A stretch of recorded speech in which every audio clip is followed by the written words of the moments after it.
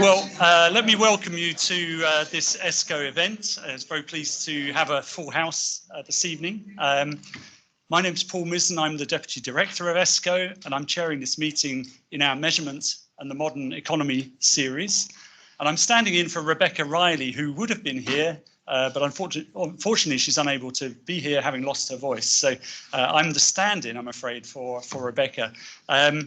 The Measurement in the Modern Economy series is an opportunity for networking and engagement, and you've all been active in that already. I hope we'll have much more opportunity to do that after we've heard from our three distinguished panelists this evening. So we have Joe Grice, Richard Hayes and Mary O'Mahony on the topic of measuring public sector productivity. So Joe Grice is the former ONS Director and Chief Economist, and he spent most of his career at the Treasury, lastly as Chief Economist and Director of Public Services. And perhaps most importantly for the meeting this evening, he assisted Tony Atkinson in the writing of his review on public sector productivity, which I'm sure he'll tell us more about. Richard Hayes is the Deputy Chief Economist and is currently responsible for productivity, including public sector productivity statistics and the national accounts research in the ONS. And Richard is very closely connected with ESCoE from the ONS side and contributes to many of the research programs that we run. And then Mary O'Mahony is on home territory here as Professor of Economics at King's Business School, and until very recently Head of Department of Economics. And she's the Research Director of the Productivity Institute and a contributor to the ESCoE research on households and labour markets. So we look forward to hearing each of them, and I'm going to give them about 15 minutes each. And then at the end, we'll have a panel where there'll be opportunities to ask questions. So Joe, over to you. Well, thank you very much, Paul. And I must say, actually, I am genuinely pleased to be here tonight. As Paul mentioned, I moved to ONS in 2004 to actually head the little team that Tony Atkinson had to carry out his review. As it happened, I'd never met Tony. I knew about his reputation and that he was a brilliant economist, but I'd never actually met him. When I did meet him, it turned out he was indeed an absolutely brilliant economist. It also turned out he was one of the nicest people you could possibly want to work with. So I have really very happy memories of that 13 months, I think, over which we spent carrying out the review. Now, I want to say just a little bit about the context we were working in 2004. It was now 20 years ago. Not particularly as a piece of history, but just because it actually leads into one of the themes, one of the main themes that came out of Tony's report. The context was that ONS had actually moved away from the traditional way of measuring public sector output, which was to say that the output was exactly what you spent on it, so output equals input. And they'd moved away from that in the late 1990s. And actually, we're one of the world leaders. I mean, a few other people were working on this, but ONS was certainly one of the world leaders in this. The problem is, it all looked a bit odd by 2004. We actually got a result which suggested that public sector productivity had fallen by nearly 25% over 6 years. And that was really quite a puzzle. In particular, the Conservative opposition at the time spotted that the beginning of this decline happened to be the second quarter of 1997. It was exactly the period in which New Labour came to power. So this became very highly politicised. And actually, the way of dealing with this was to set up an independent review. There was a clear political background to it, but there were also obviously some key methodological issues at stake, which Tony really grappled with in a very clear way. Now, the reason I set out that context is that when we looked at it, when Tony looked at it, he was very clear that what ONS had been doing was the right thing to do, that a regime where you assume that output equals input is actually pretty uninformative, to say the least. It implies there's never any change in productivity, and whatever you spend is whatever you get. Well, that cannot be a realistic appraisal of what's happening in the economy. And bear in mind as well that the public sector, I think at the time we used to say, was as big as manufacturing, about 20% of the economy. must now be nearly twice as large as manufacturing. So it's a pretty chunky part of GDP. If you get that wrong, you're not going to do very much good for GDP. But what Tony concluded was that the reason that ONS had got into difficulties was not the fact they were trying to do this, but the fact that they'd been seduced by an excessively undisciplined opportunism in how you actually got measures of output. In a sense, whenever you could find some likely looking source of data which seemed to be vaguely related to the activities of the body, then you would say, okay, we'll build on that as our measure of output. And in fact, that was actually quite common in other parts of Europe as well. There's a kind of, you know, I've got another body I can think of, and that I've found some likely looking bit of data, and that's what I'm going to base my estimates on.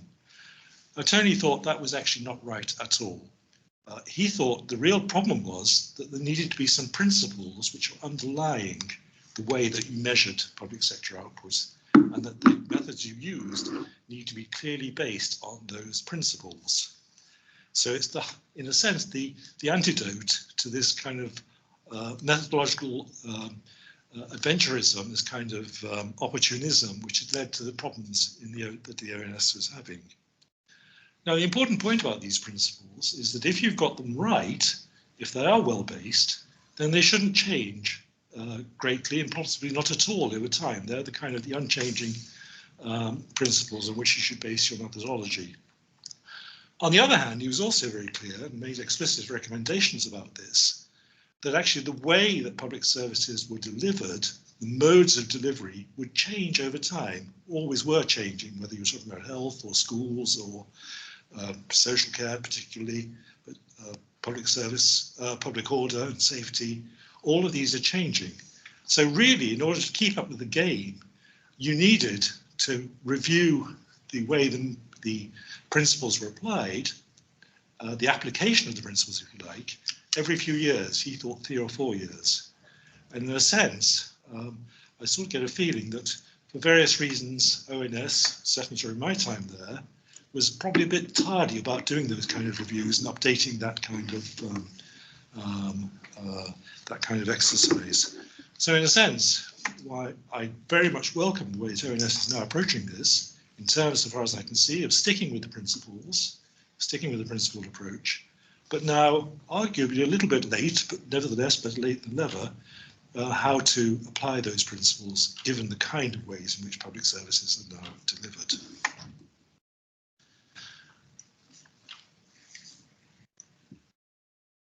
Now, there are actually 9 principles in the Atkinson report. I looked back and checked on this, but there are 2 that I really want to draw attention to, and the first one in particular.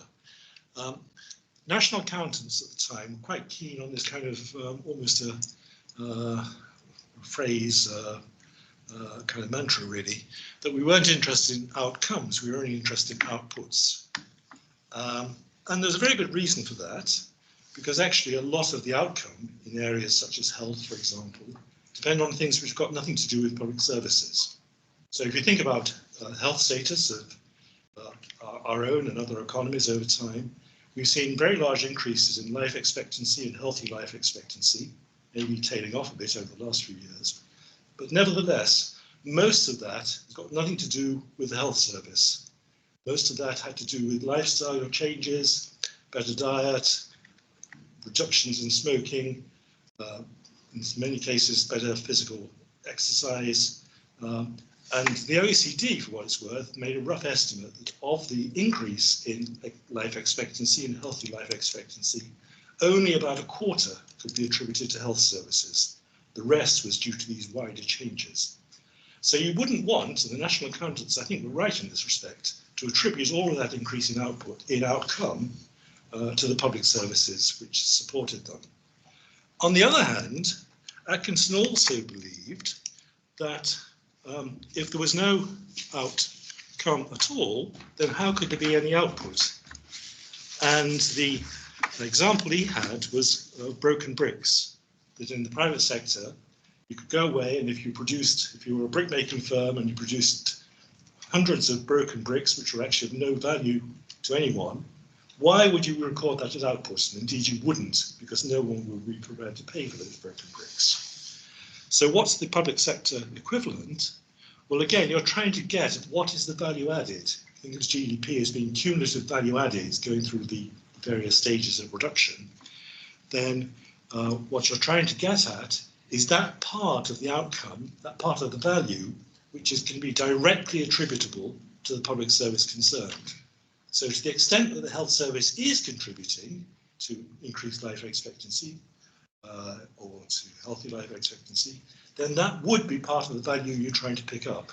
And that would be the equivalent of the value added in the private sector that you would measure from market prices and market transactions. So that was really the kind of the basis. That was where he put his faith. And if you think about that, then measuring quality becomes a clear issue, because the quality of the service you receive depends on the value of the service you receive depends on the quality of it. You go into hospital and you're treated badly and you come out no worse, better than you were. That's a very different situation from if you go into hospital, get very good treatment and come out improved. In fact, I always used to think it's a slightly macabre joke that Finnish consultant episodes, which is what a lot of the output were based on, were originally called deaths and discharges. So you go into hospital and you come out dead, that's 1 unit. You go into hospital and you come out cured, that's also 1 unit. And I always thought that was kind of the ultimate quality adjustment that you think of in this context. Second principle, I don't need to spend too much time on this, is Tony also said whatever methodologies you come up with, you can't guarantee that these are going to be really very accurate. So what you really need to do is to triangulate and to look at what is the other evidence that supports or refutes, for that matter, the estimates you've come up with. So again, one of the things we found in the context of 2004 is that if you asked people, if you asked practitioners, why are you now 25% less efficient than you were 6 years ago? What's caused that? Usually the answer was, well, we didn't know we were. What's the evidence? And if you looked at the other indicators, the other evidence, indeed that was also lacking, the objective evidence. So if you can't corroborate the central estimate, well, at least think very hard about it. Now, coming on quickly to the current challenges, which I think come out of this, once the Atkinson review was produced, it was followed up by a team, I think called UK SEMGA for various strange reasons, but it consisted of about 28 people who were charged with taking forward the agenda which Tony Atkinson had set out. And over the next few years, slowly the resources devoted to this fell away. And eventually, I think only about 2 or 3 people were working on it. I was very interested tonight to learn earlier that now about 30 people are working on it, so we're sort of back to where we were. But we've had a long period when the resources were actually not in this area at all. So health certainly needs quite a few re-examinations. The way that health is provided, the way that medicine has worked has changed enormously since over the last 20 years. And certainly thinking hard about how do you measure quality in this new world, in this new medical world, is pretty important. And I hope one of the things that ONS is doing, I'm sure they are. We were always much better at measuring hospital output than we were at some of the other forms of health output. I'm sure that could do with attention. And there's also this strange big lump called the drugs bill, pharmaceuticals. And we never sorted out, certainly in the context of the Atkinson review and the follow-up, how properly to treat that. I'm sure there's still some issues hanging around there. Ditto, public order and safety. The way that public order and safety is now provided, multiple agencies, sometimes working together well, sometimes not so well. I'm sure there's enormous issues about quality there to be taken, to be looked at considerably. There's particular issues, I think, unresolved certainly in Atkinson times in the way that education is treated. In retrospect, I think this was possibly the weakest part of the Atkinson report. The problem is this, that schools, for example, provide a whole series of different outputs. They provide education, certainly, training people, giving them qualifications, but they also provide other things, one of which is actually good citizenship, how to get on with people, how to social skills, if you like, they also provide physical education of various kinds. And not least, they also provide what you might call custodial services. They sort of lock up little horrors for the day and actually, in a sense, provide free childcare. Now, what we saw during the COVID period was that those kinds of outputs certainly don't behave in a correlated way. But the assumption underlying Atkinson was that they did. And it was just an assumption we made. There was never really any basis for that. And I think the COVID period definitely showed up the weaknesses in that assumption. Then finally, of the kind of current challenges, treatment of contracted out services.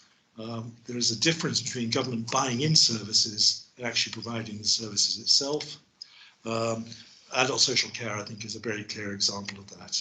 So looking at some of how you deal with bought-in services, what's the productivity of bought-in services as opposed to ones directly provided, is important. I've just got 2 more slides which I'll go through very quickly. That's, I think, is the kind of the catch-up challenges, but I think there's also some extensions. First of all, picking up the low-hanging fruit. We never quite got around to measuring, for example, tax administration output, which you'd think was a relatively straightforward service. We did include Social Security Administration, though I gather that there's been a sort of bit of a move away from that. But those you'd think would be areas in which it would be possible to measure public service output directly quite quickly. Collective services, another big challenge, and in particular defence, which I think is a very big block. Now, you wouldn't measure defence, I hope you wouldn't measure defence by kind of number of people killed or number of wars fought. You're really thinking about what is the kind of the capability to protect us all from external threats. MOD, as I understand it, does actually a lot of work on that, and it should be possible to use that kind of information in this context. And in particular, it brings to mind the idea of using insurance as an alternative approach. Now, as it happens, I didn't yesterday get appendicitis, and I didn't break my leg, and so far I haven't done that today either. But I would have known throughout that if I had broken my leg, or if I had got appendicitis, then there was the NHS ready to treat me if needed. In just the same way that my house didn't burn down, but I did buy fire insurance, and if it had burnt down, then I would know that I was insured against that. So thinking through, I think, how the insurance method could be used in this context is quite important. Then my final slide, the second kind of extension of scope. It's very easy to think about, and this was the way in which the Atkinson review was set up, how do you measure public sector output as part of GDP? And how do you measure productivity in aggregate terms in that context? But actually, public services matter to people an awful lot. Health, education, public order, safety, these things are important. And there is a need, it seems to me, to have a set of metrics which first of all monitor that performance, and secondly, prove the basis for an informed public account, public debate, and accountability. So there's scope for a kind of consistent set of principled, well-based performance indicators, which can actually form the basis of that kind of slightly disaggregated debate about how well is the health service doing, how well is education, how well the schools doing, and so on. And as it happened, I looked at this, Tony Atkinson put that onto the to-do list. He said, you can't do all this all at once, but it can be done, and it's what should be done over the next few years. And I just finished on a slightly down note of saying, well, it still is there on the to-do list, and I hope it's going to be done. Thank you.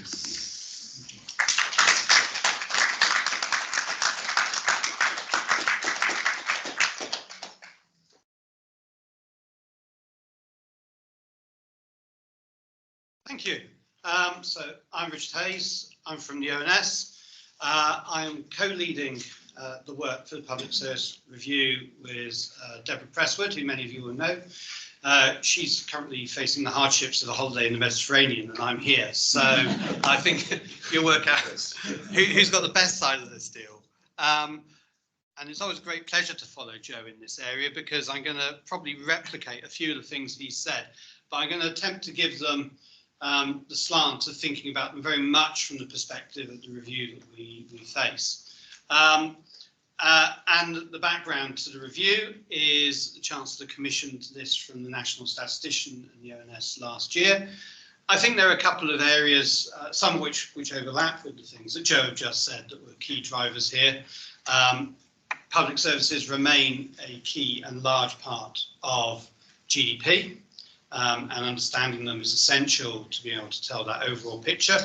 And we were particularly reinforced in that opinion during the COVID-19 pandemic, where it became quite clear that the UK, through some of the methods that we were applying, was clearly treating this in a slightly different way to some of our European and other OECD partners, who may have been more closely related to some of those inputs equals outputs methods, particularly in their short-term data.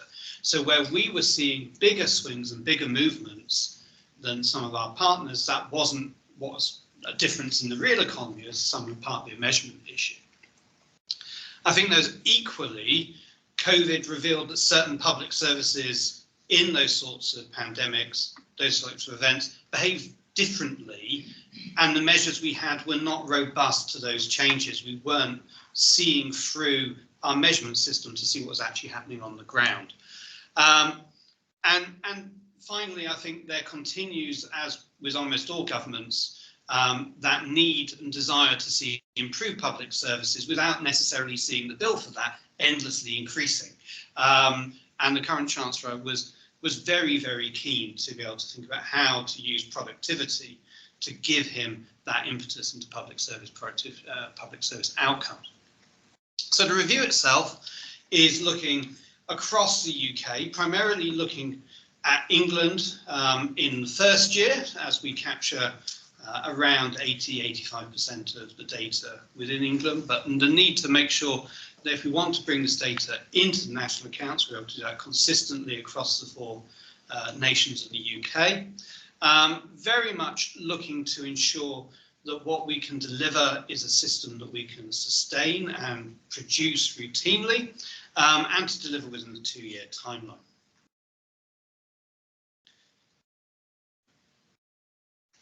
On the left here, I've given you some idea of the range of outputs we've already put out under the review.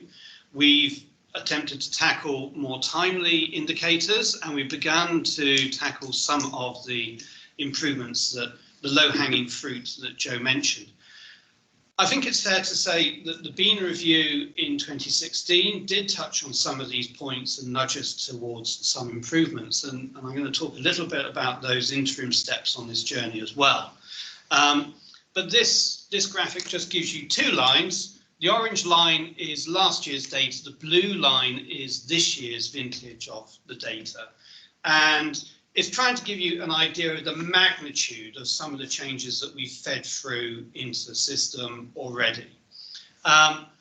Effectively, they're coming from 3 key areas: improving adult social care deflators, which is one of those incredibly technical areas I'm going to say very little more about. Tackling how we treat academies in the education system. The early academies were secondary schools. Academies are now secondary and primary. We need to reallocate the weights between the different types of provision. And finally, some improvements in health. I'm going to talk a bit more about health in a minute, because there are a range of key questions there which need us to continue looking at them through the review.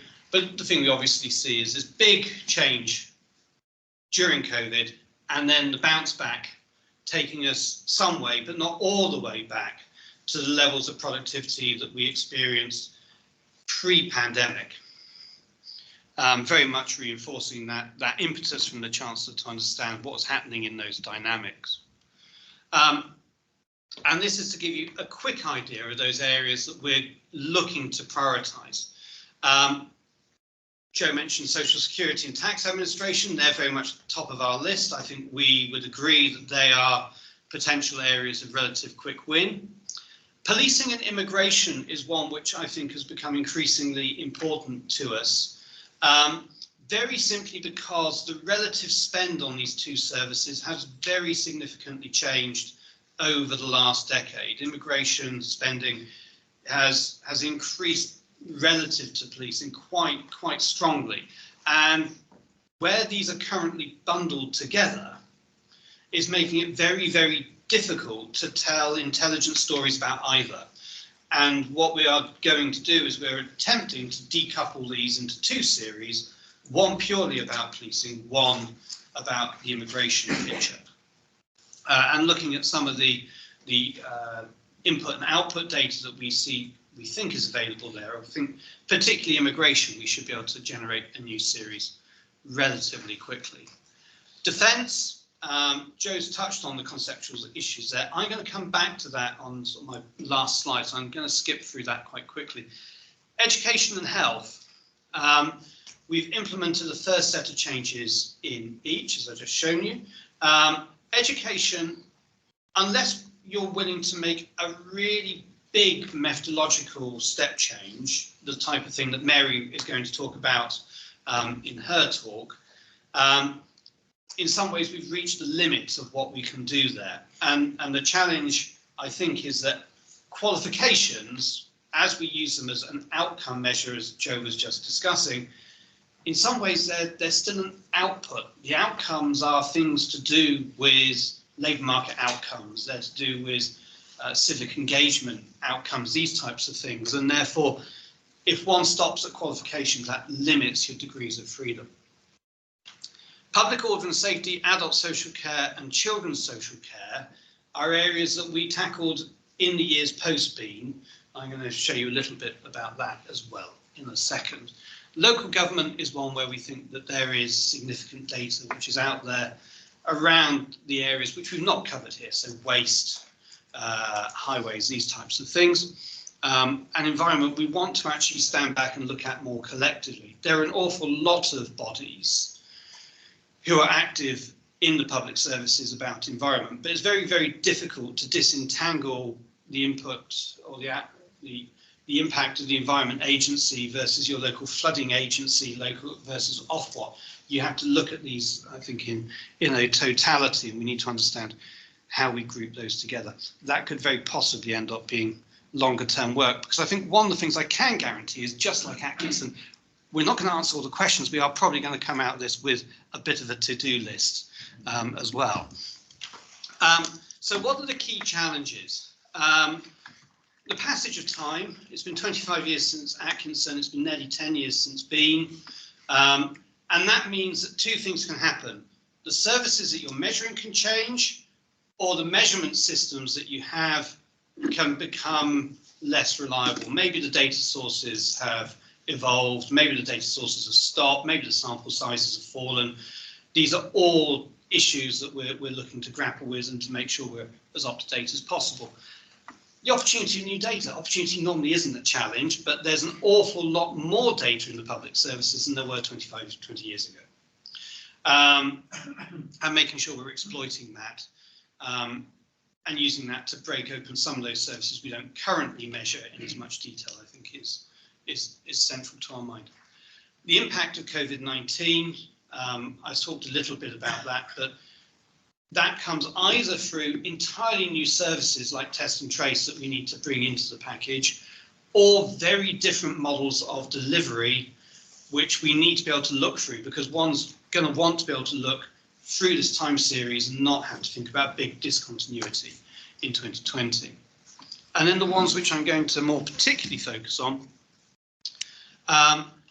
measuring services with multiple outcomes, that's particularly police we're looking at. But the treatment of preventative services and latent capability are where we probably see the biggest conceptual gaps that were left over by the Atkinson review. And I'm going to explain that a little bit more, and Joe's mentioned collective services. So just here, this gives you a picture of where we're starting from.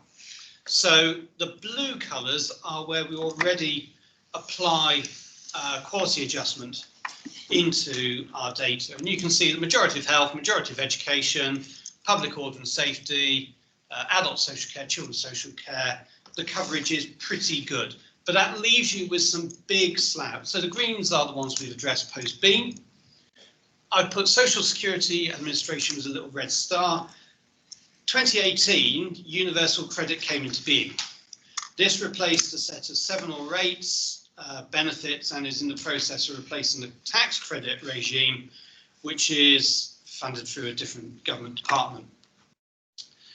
And so we took a decision to pause our existing methodologies, move to inputs equals outputs, and do exploratory work to understand how we should be tackling universal credit. Then COVID came along and blitzed all of our plans. So we're having to come back and do that now. So at the moment, this shows as inputs equals outputs, but has actually been materially better than that for most of the time series that we have. The remaining big ones up here, the other, this is grouping together all sorts of things to do with tax, environment, and so on and so forth, and then police and defence, which is why we really want to make sure we're looking at those. So, methods and how we're thinking about this. It's often said to me, and I think erroneously, that Atkinson was in some way distinct or different from the way of national accounts would think about this question. I say no, it fundamentally is driven out of the same methodologies. And I think this is one of the things as we bring this data, as recommended by NSCASE, our new committee, who are looking at these issues, as we bring this data into national accounts, we are going to need to explain and show to people how actually these are, whilst they're different methodologies, they're attempting to do the same thing. So the value of a good or service, if we were looking at the market sector, we'd normally look at the price, and the price should reflect the sum of benefits that a consumer is going to get from that good or service. Otherwise, they would bid the price up to secure that good or service, and it should reflect the sum of costs, including relevant margins. So these three should equilibrate under competitive pressure. Obviously, there is no competitive pressure in a service which has no price and is delivered via the public services, or at least not the same type of material competitive pressure. And so you're stuck with looking at these two options.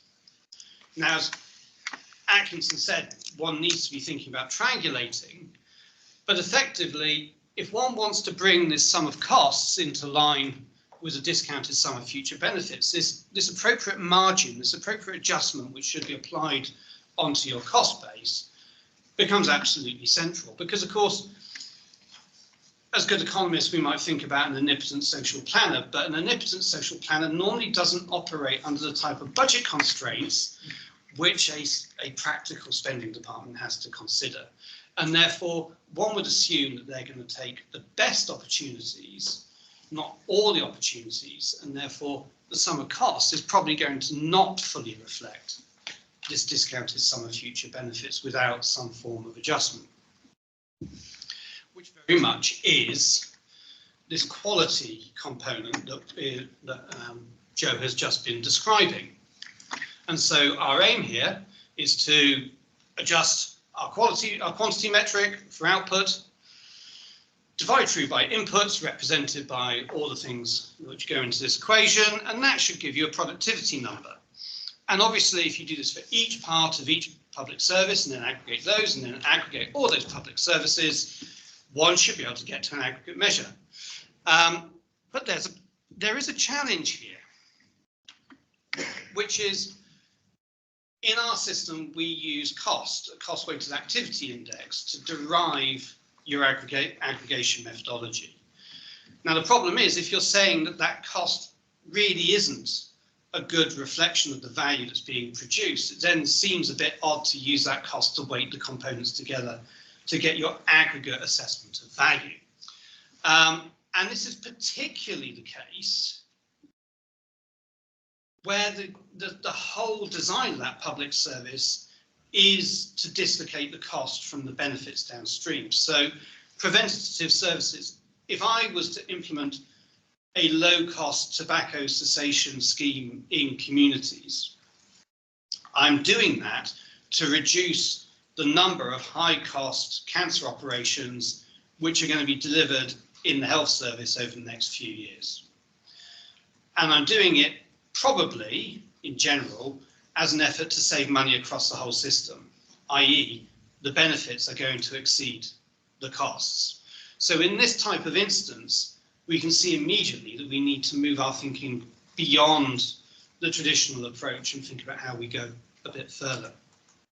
COVID also took us into a series of very interesting conversations about latent capability. So at the point we were building Nightingale hospitals, there was a discussion around, should there be wings of hospitals which are laying dormant, ready to cope with large surges of demand.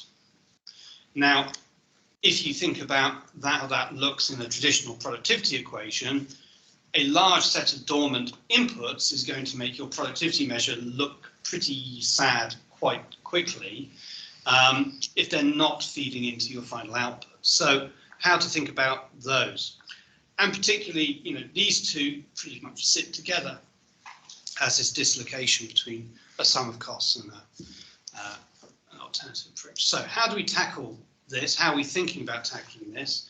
And it's worth saying, we very much wanted to come and talk here today about some of these options which are before us to get people's points of view. So as do please grab me afterwards or feel free to write to me. I've got an email address at the end of this to talk about. So thinking about cost weights, is there a way to produce a proxy cost weight which better reflects that downstream value of things like preventative services? And this little equation here is how I've been thinking about this. Effectively, the cost of specified activity, so in this case, cancer operations, times by a probability of these, the quantity of these being reduced, gives you a value, a probability weighted value of the intervention that you're attempting to deliver. It's not driven by the cost of that intervention per se, but it's driven by the objective of what you're attempting to save, of the value you're attempting to generate. And similarly with latent capability. Now, as with the rest of what Atkinson proposed, the key point that Joe is making around principles, I think, is very, very central here. You can't just apply this willy-nilly and say, aha, this service, we should now be applying a big cost weighting onto this because we think it's really important. One needs to a priori identify the basket of preventative services that you want to treat distinctly. I think you need to be able to harvest good quality data, good quality benchmark data, for example, on the probabilities. That is an area that the new National Evaluation Hub that we want to interrogate that as a data source to understand whether we can source from there. And obviously some pilot testing of areas where we can explore whether this has actually feasibility. So I think what you're going to see in all likelihood is the review talk about how we can test such methods, run some pilots, and potentially propose what they look like, particularly in health, covering some of those key gaps that Joe touched on.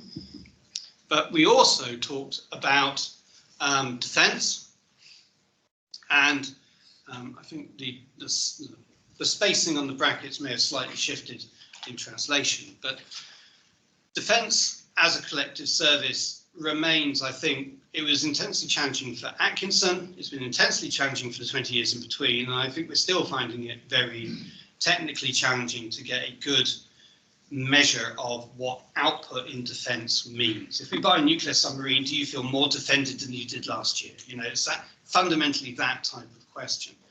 And this sort of insurance principle of thinking about effectively what defence is a very odd service in that by essence you're buying something you never want to use. It's effectively trying to act as a deterrence. And when you think about deterrence and the value of that deterrence, that's probably a function of how many assets you're attempting to defend, so something like the UK's net worth. But it's also coloured by the relative spend of your allies and those who are not your allies. Because this deterrent spending in defence is a relative number. If someone else spends 5 billion and you spend 1 billion, you're probably not going to deter them all that much. Whereas if you spend 5 and they spend 1, they're probably not going to want to attack you.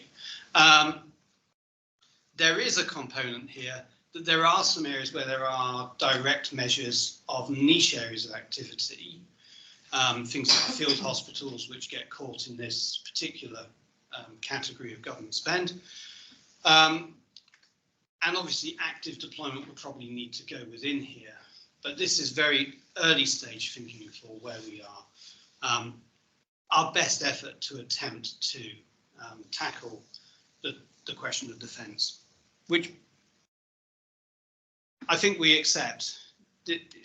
Effectively, this defeated Tony Atkinson, so we know we're in good company if we can't make it work, but we're going to have a damn good try.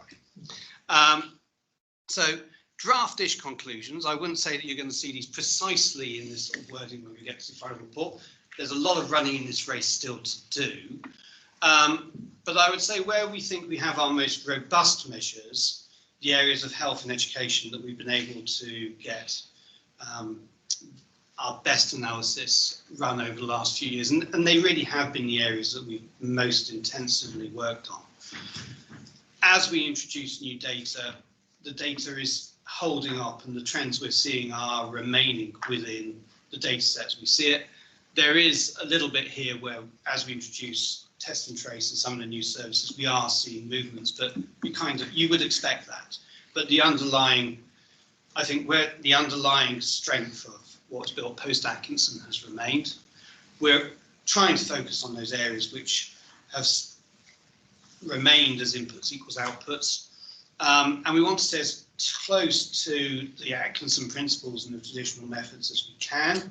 So remaining within a cost weighting index structure, but exploring how to get the best costs to use to weight different services. You can find out a lot more about what we're doing at this web address, and anyone who's got any ideas, please write to us there, and I'll pass on to Mary.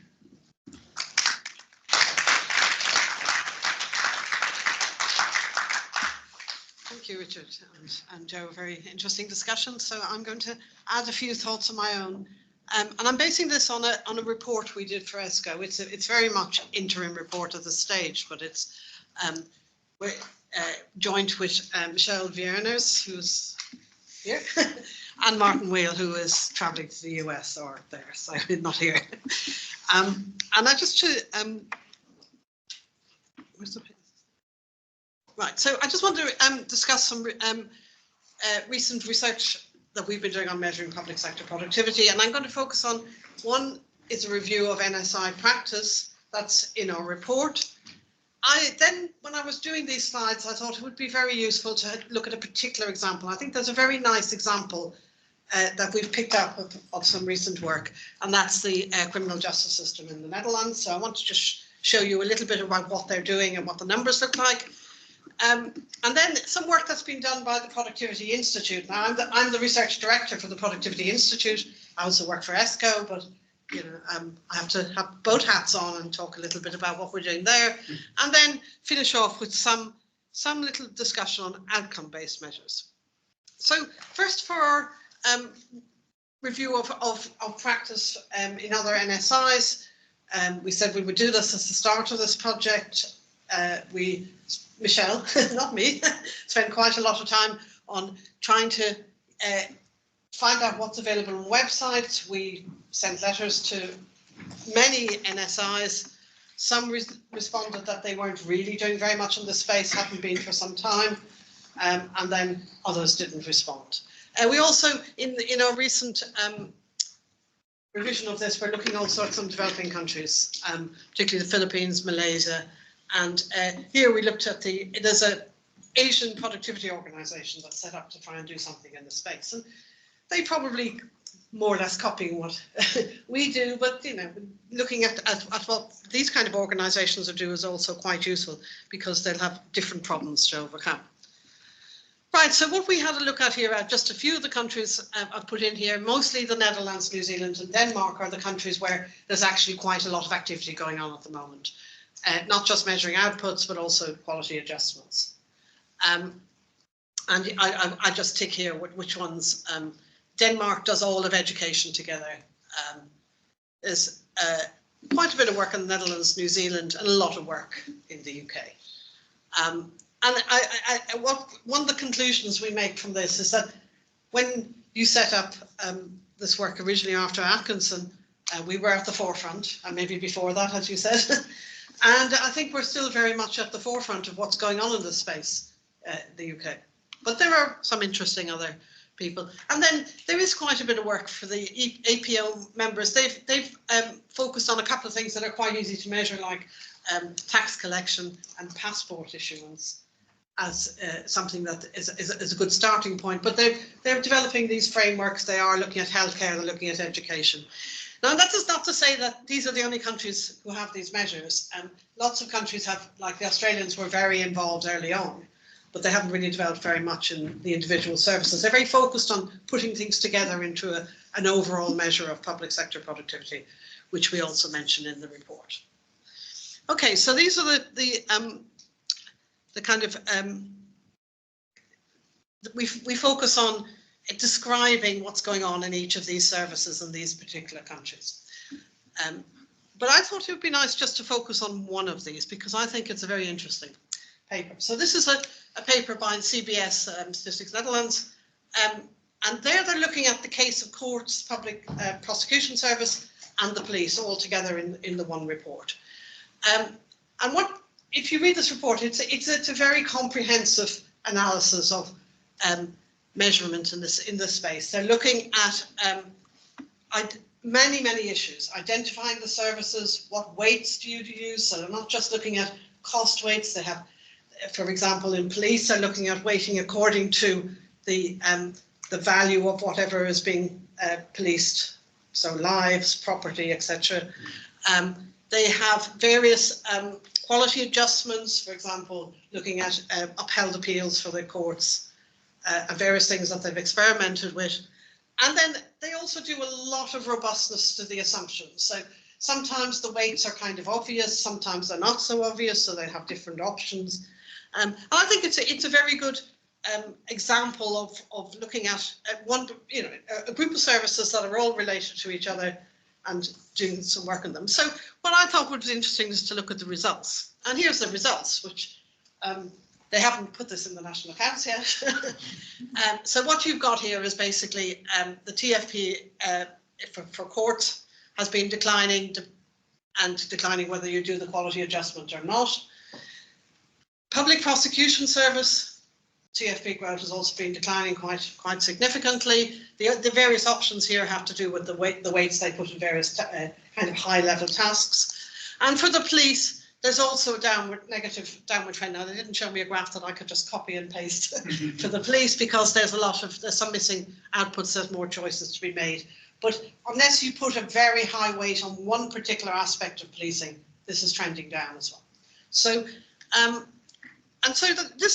this was interesting to see, and it made me kind of, well, they give the kind of explanation for this. And what they say is it's the increased complexity of the service. And in particular, they focus on one thing, which is that in the Netherlands, there's a legislation now that for all of these services have to look at the individual circumstances of the people who go through the courts, who are being investigated, who are being prosecuted. And that brings them right into the sphere of mental health, addiction, and all these kind of problems. So, and so that is the author's explanation of why you're getting this trending downwards, because you've got this increased complexity over time. And then I started thinking, well, this is kind of interesting, because you can think of, this can be seen as a widening of the scope of the services. In fact, it can be almost seen as a new good, a new service. And that the way we should be looking at this when you get these big changes, and the changes often come through legislation or through because of change in government or whatever, that you start, looking at what are new goods within that space. And then you don't get this kind of what we had here, which is a very negative story, that this service is actually declining in its productivity. You get something, if you did treat it as a new good and brought in some kind of measure of needing to deal with mental health, which may have been dealt with in another organisation, or coordination with other organisations or something, you might well then see that flatten out or increase. So I thought this was a very useful, because they have done quite a lot of work on this. And going back to our own report, we identified 3 different things to look at. One is the organisation of public sector productivity. The second is weights aggregation. I'm not going to talk about that, but Richard has talked about it, and it's one of these things we can talk forever about. And then outcome-based approaches. So for the organisation of public service production, there is some ongoing work that's going on in the Productivity Institute. And I'd again highlight one particular paper which has just been put on the website. It was done for the Police Productivity Commission, and it's the Policing Productivity Review, looking at there's no real measures there. It is looking at a framework for how you would actually look at this particular problem of measuring productivity in policing. And then there's another paper which also I think is quite nice about public sector productivity review in general. And I guess what they're concerned with is, they're both concerned, but mostly really explicitly the police one, is this idea of a public sector delivery chain. So the idea that your starting point should be that delivery chain. And then after that, you start putting some numbers on it. The second paper is also quite interesting because they look at particular ways of increasing productivity for those who are interested, digital transformation and human resources management. But I'm not going to actually talk about that. Right, so this is kind of Bart's way of looking at the public sector delivery chain, which of course is not unique to him. I think it came originally in a World Bank report some time ago, this idea that you have money coming in, public money, that money is used to buy inputs as effectively as possible. Those inputs then go to outputs, and then you have desired outcomes. And you look at each part of this this chain. And so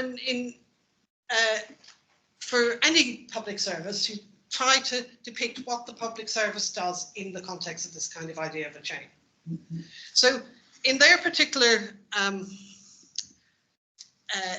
police example, this is the kind of thing that they've come up with. So they've got 4 core and 4 ancillary functions of the police, and this comes from a Police Foundation report written some time ago. So this is what the police themselves say, this is what we do.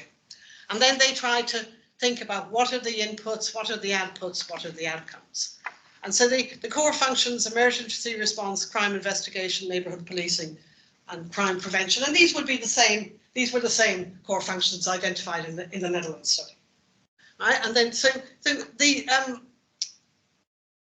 the functions are coming from externally, and then Bart and Joel. This is their kind of way of looking at that input, output, outcome space. You could quibble with what they've got in there. There's going to be labour and capital, but they've got some other inputs as well, like relational skills for neighbourhood policing. And then the idea of the output is visible patrols, but then the outcome is legitimacy of the police. So, and then the ancillary are these crowd control, missing person investigation, anti-terror, and organised crime. I mean, I do find that rather organised crime being ancillary rather strange. I think that would be a core function of what the police do.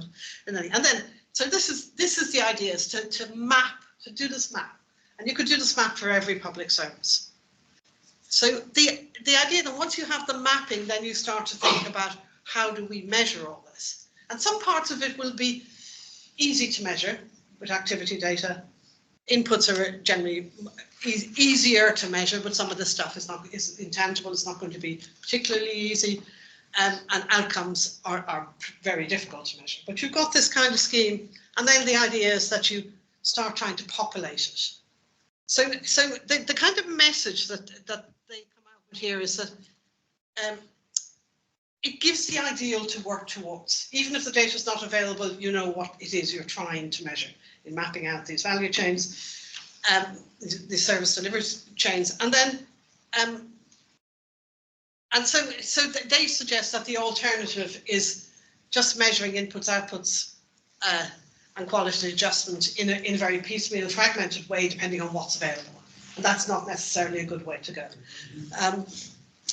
And I mean, what I like about this is you can see with the Dutch study that they do something similar, and they know they're missing some bits. But then when you have your mapping, you can say, well, what if that bit was growing at that rate? Would it make a difference? You know? And you often have this additional information. You were talking about triangulation. There's data out there. There's some information. There's some studies being done, and you can then do this in a much more holistic way.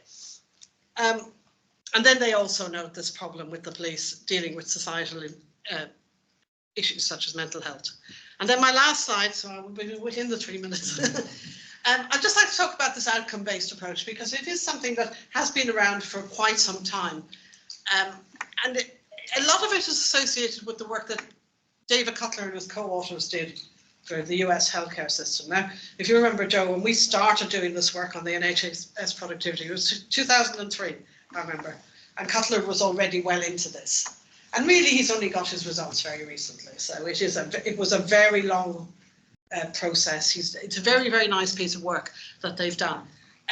So they contrast the change in quality adjusted life expectancy, this idea of quality, and they do it on a condition basis. So they look at heart disease, they look at cancer, and then they also look at comorbidities too, which is one of the things that has been one of the most difficult parts of what they were doing. And then they look at that, value the change in the qualities, trying to attribute how much of it is due to healthcare services versus everything else. So that's the real difficulty because there's a lot of assumptions in what they're doing on that. And then they look at it so they've got their kind of outcome measure, and then they contrast that with the expenditure side, how much it costs to treat that condition. And then they get some ideas of the value of the outcomes for the expenditure. Now it doesn't fit nicely in the national accounts. They don't feel like they should be constrained by the national accounts, so it's not really something they're particularly interested in, but it does give you another approach to look at, is to look at these outcome-based measures. What are they saying? And then the outcome or the output or quality adjusted output measures, what are they saying? And this gives you a kind of a natural triangulation, which I think would be very useful. So I should say in this respect, we are trying to do something similar. Now we can of course benefit from all of Cutler's 20+ years work. He's ironed out a lot of the problems. So there is some work for ESCoE. We're looking at doing something similar for the UK, contrasting with the Netherlands, because we have a Netherlands co-author who's going to work with us on that. And then the last thing I just want to mention is some recent work by Martin Wheel, who's actually looked at this idea of using qualities as a measure, the changes of qualities arising from public health measures. And he does this looking at the effects of particular diabetes prevention programs and sees what's the quality difference and how much has been spent on this. The conclusion is very little is coming out of that, but it's only one little program. If you added this up over all prevention programs, then it is useful to use an outcome approach. So we think this is also quite a good way to go, and that's basically me done.